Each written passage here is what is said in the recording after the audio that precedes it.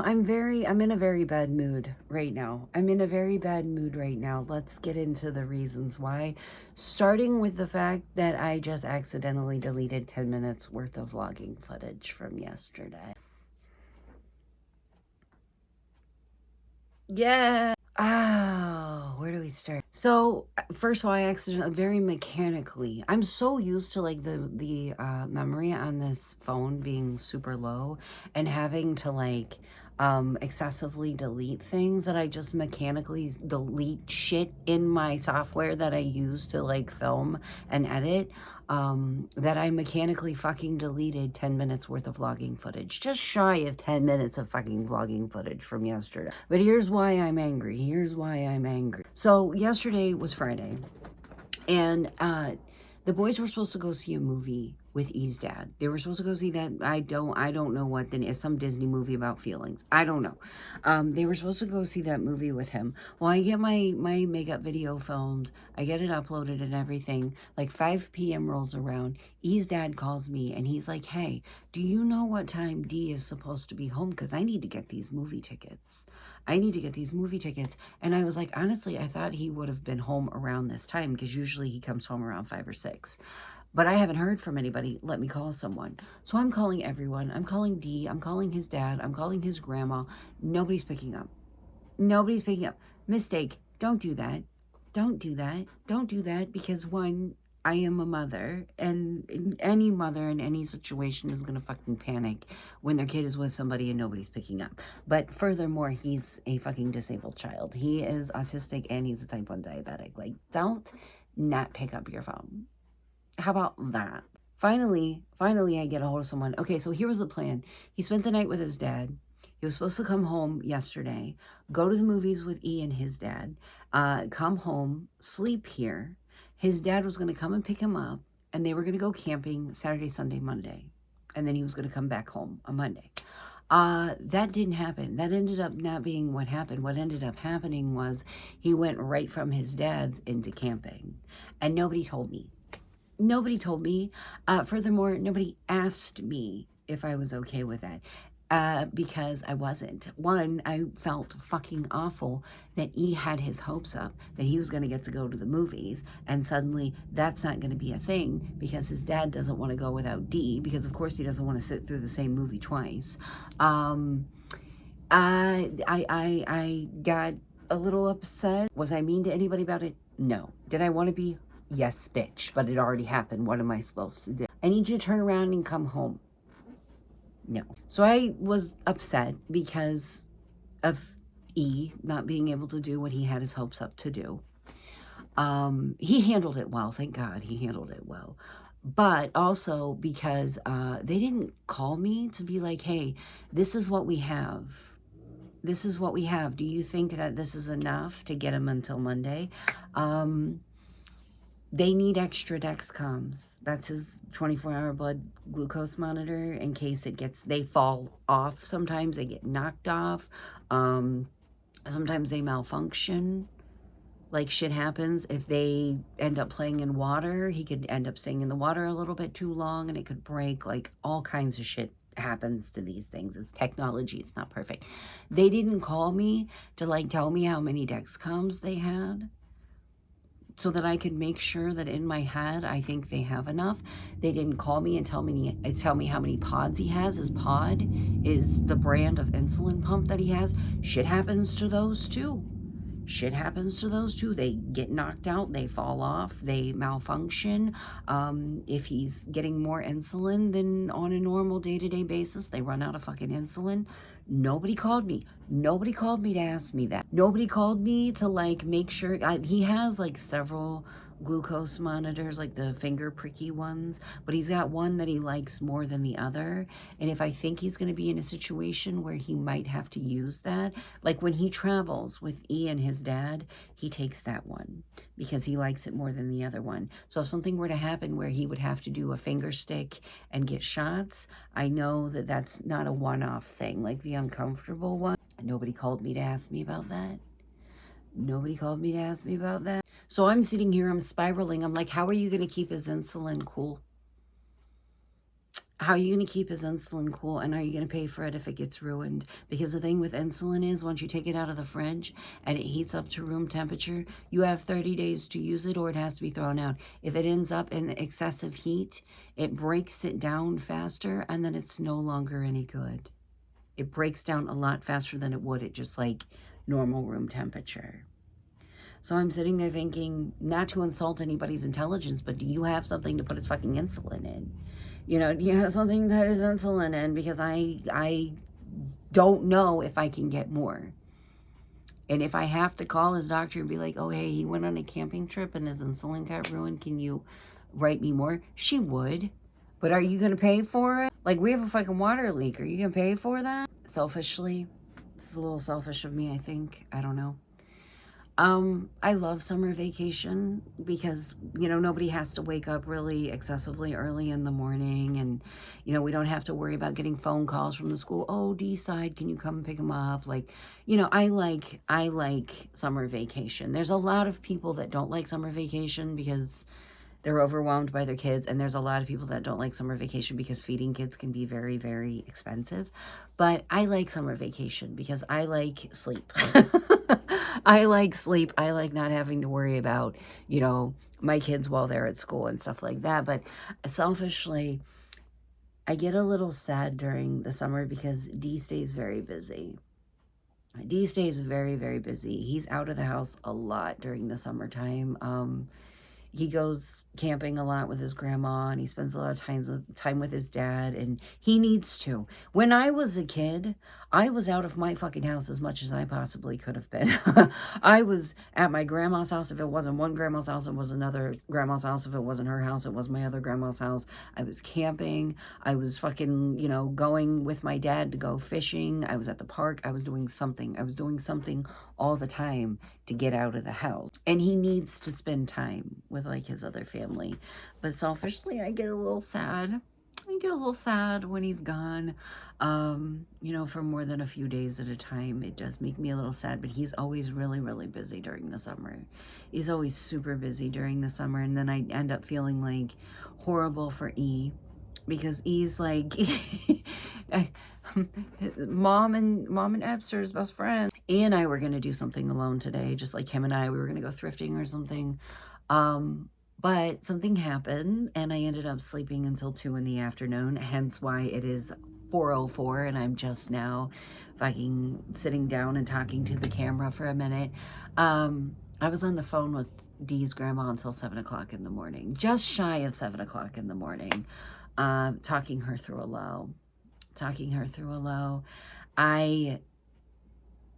It's been 2 years, like come July, it'll be 2 years since he's been diagnosed. She herself is also a diabetic, but she's a type 2. And she called me. His blood sugar was low, and it was dropping and dropping and dropping. I fed him. I've given him juice. I gave him a regular Dr. Pepper. It's still dropping. I don't know what to do. She's panicking. I'm like, have you tried pricking his finger? Because the Dexcom can be wrong, especially if you fed him and you've given him straight sugar like a Dr. Pepper and he's still dropping. Prick his finger. I bet you anything that shit is wrong. I bet you that technology is fucking failing you. And guess what? It was. I think a lot of times her panic comes from fear of upsetting me. She's afraid that I'm going to think that she's not doing enough, or that she's not doing something when his blood sugar is tanking. I know that she's trying. Trust me, I have had many nights. Ebbs and I have had many, many nights where we have done everything. We have done everything to try to get his shit under control, be it a high or be it a low. And his body does whatever it wants. You cannot have 100% a grip on this shit 100% of the time. But I think that she panics a little bit, thinking that, like, I'm going to think that she's not trying. You know what I mean? Like, I think that's what it is, and it causes her to, like, spiral. And I'm like, because you're causing him to panic. You're causing him to panic. When he first got diagnosed, and we were in Akron Children's Hospital for close to a week, and we were not allowed to leave until we learned how to take care of him.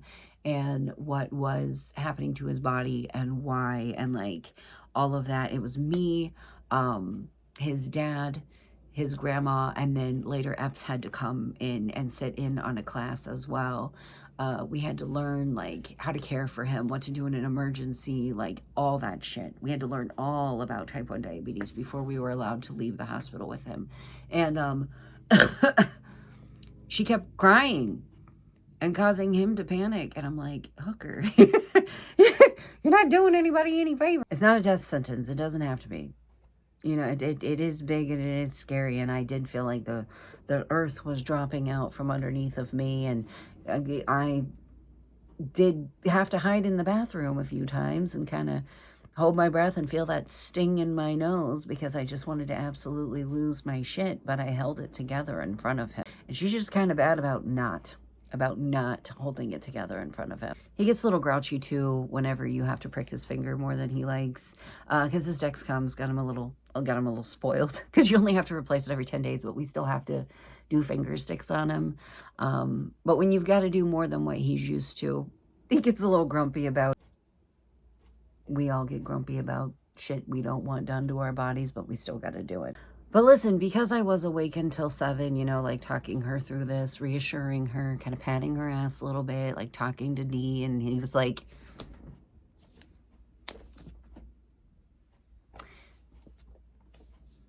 yeah, I know, bud. Yeah, I know. I ended up not falling asleep until just before 7.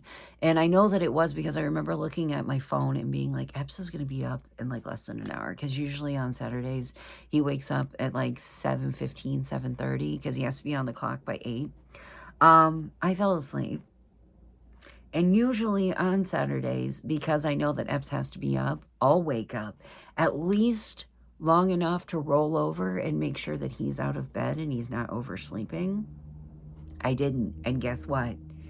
He was late clocking it. He didn't wake up until 9. He didn't wake up until 9. And I'm kind of blaming myself because I slept until 2. E and I were going to go to Goodwill, but it's too late. They close at like 5. And by the time that both of us get ready, and it's not going to happen. But what we are going to do, him and I, what we are going to do, we're going to go to Five Below. Probably, it's 4:10, probably within the next hour, so I will take you guys with me when we do that. I just wanted to check in with you guys really quickly, though, even though it's just me sitting here bitching about the night and morning kind of day. I don't know. Listen, I woke up this morning and I went to wash my face. If there's one thing about me, bitch, I'm still wearing the same shirt that I had on yesterday. I had to change my pants. I have this thing with like my pants and my underwear. I have to change them. I don't know what it is. I have to change my pants. I have to change my underwear. And one thing about me, bitch, is I have to fucking wash my face and I have to brush my teeth. And I am like obsessive about it. I can fall asleep in makeup, but when I wake up, it makes me feel like I want to rip my skin off. What is that? I feel like that might always be there. Maybe it's a liver spot. I don't know. But I have to wash my face and I have to brush my teeth. And I go in the bathroom and I go to turn on the hot water and it's off because the leak is back. It's not bad. It's just a little bitty tiny leak. But Epps had to shut the hot water off.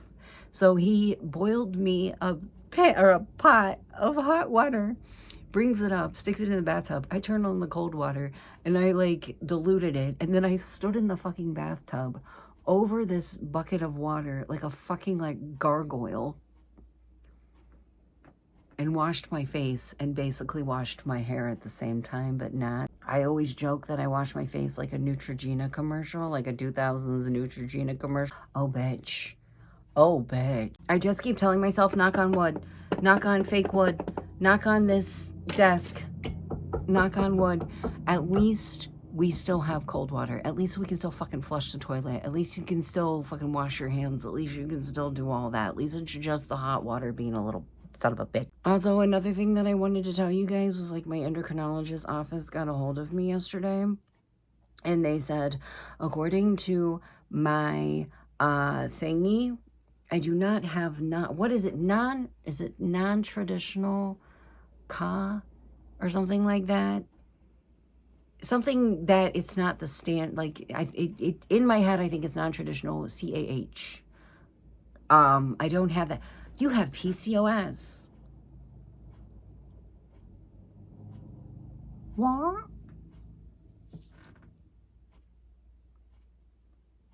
The thing I've been telling you this whole time that I have? What? Congratulations, you just spent a bunch of money and time for us to tell you something you already knew. I'm wondering if she still wants me to get the MRI. I'm wondering if she still wants me to get the MRI, or if she accepts that my hormones are what they are because I have polycystic ovarian syndrome and not because I have a fucking tumor on my pituitary gland. Because I fucking know that I don't. I know that I don't. I don't want to, like, the MRI is supposed to be on the 24th, which is fast approaching. That's it's in 9 days. Oh my God. It's the 15th. It's in 9 days. I don't want to have to drive out of town. I don't want to have to drive out of town. I don't want the copay. Why do I have to do... It just seems pointless at this point. It just seems pointless at this point. Like, you wanted to do an MRI on my head to look at my pituitary gland to make sure that there was not a tumor on it causing my hormone imbalance. But you've determined by blood work and other testing that my hormone imbalance is being caused by polycystic ovarian syndrome. So do I still need... Because these tumors are not cancerous, if it is what she thinks it is, or she thought it was, or was like thinking it could be in the realm of possibilities. A lot of people have them and they go their entire lives not knowing unless they are specifically looked for. Like in a situation like mine, where something's off and their doctor is looking. Like, people go their entire lives having them and they don't even know because they don't cause issues other than hormone issues. So in my head, I'm like, what's the big deal, you know? But then again, they thought the same thing about my little lung nodule. Oh, it's not that big of a deal. Surprise! Lung disease. I don't know, but I do know that it is getting later. It's almost 4:30. Yeah, there was a little bit of a time skip because Epps came in the room and we were talking a little bit. He said it's so fucking hot out. He said to change his shirt 3 times because of how fucking hot it is. But yeah, it's getting later in the day. It's about the time that E's dad usually wakes up, and I want to put on a little bit of makeup and stuff before I do running around with them, and I will vlog that. But I need to change my clothes and put on deodorant and do my skincare and get ready to go. And but yeah, I just thought I would sit down and talk. And I will see you guys tomorrow. Bye.